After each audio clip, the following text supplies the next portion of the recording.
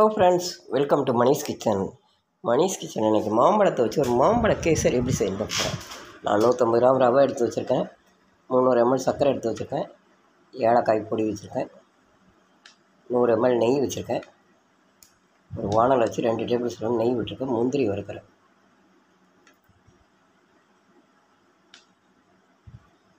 ஒரு முழு மாம்பழத்தை, நல்ல பழுத்த மாம்பழத்தை தூளை எடுத்துகிட்டு நல்லா பழுப்பாக மிக்சியில் போட்டு அடித்து வச்சுருக்கேன்.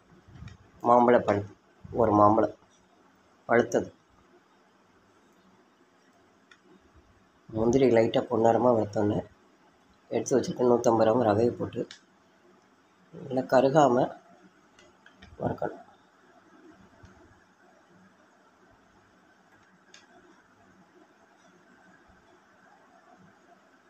ரவை நல்லா வறுத்தாச்சு. ரவையை ஒரு வேறு ஒரு பவுலில் மாற்றி ட்ரான்ஸ்ஃபர் பண்ணிவிட்டு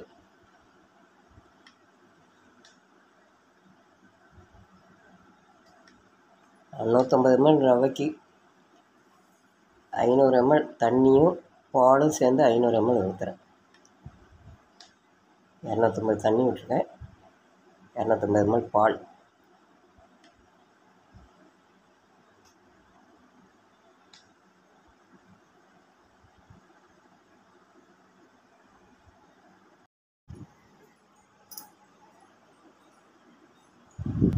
பால் நல்லா சூடாகிடுச்சு. வறுத்து வச்ச ரவையை போட்டு நல்லா வேக விடணும். அடுப்பை மீடியம் ஃப்ளேமில் வச்சு ரவை நல்லா பாலில் நல்லா வேகணும்.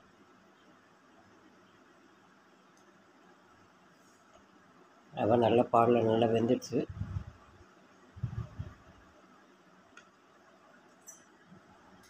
நூற்றம்பது கிராம் ரவைக்கு 300 ml சீனி போட்டு வச்சுருக்கேன். அந்த சீனி அனுப்பணும்.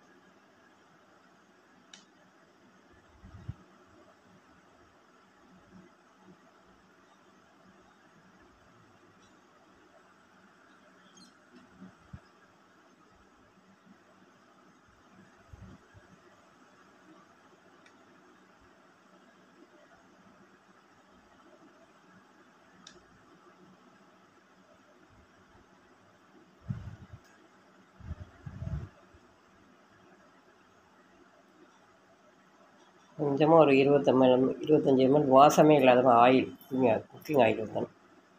எண்ணெய் வாசம் இருக்கக்கூடாது. Refined oil.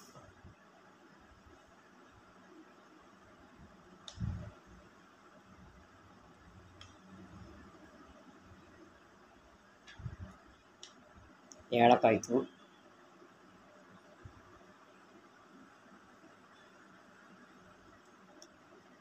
நான் கேசரி கலர் போடுறேன். உங்களுக்கு கேசரி கலர் வேண்டாட்டி விட்டுறலாம்.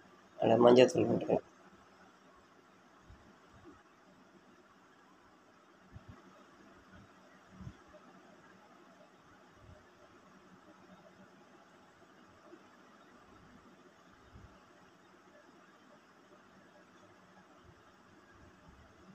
அடுப்பு மீடியம் ஃப்ளேமில் இருக்கும்.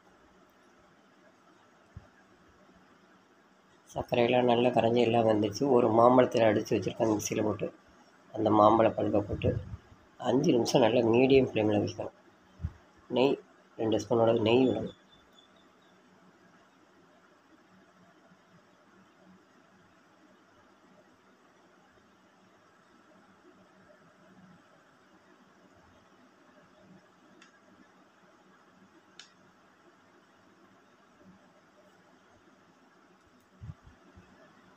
அடுப்பு வந்து மீடியம் ஃப்ளேமில் இருக்கணும்.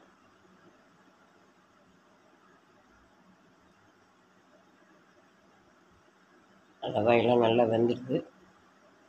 5 நிமிஷம் ஆகிடுச்சு. அடுப்பு ஆஃப் பண்ண வேண்டியதான். நல்லா சூப்பரான மாம்பழ கேசரி. கொஞ்சம் நேரம் ஆயிடுச்சுன்னா நல்லா கட்டியாக இறுகிடும்.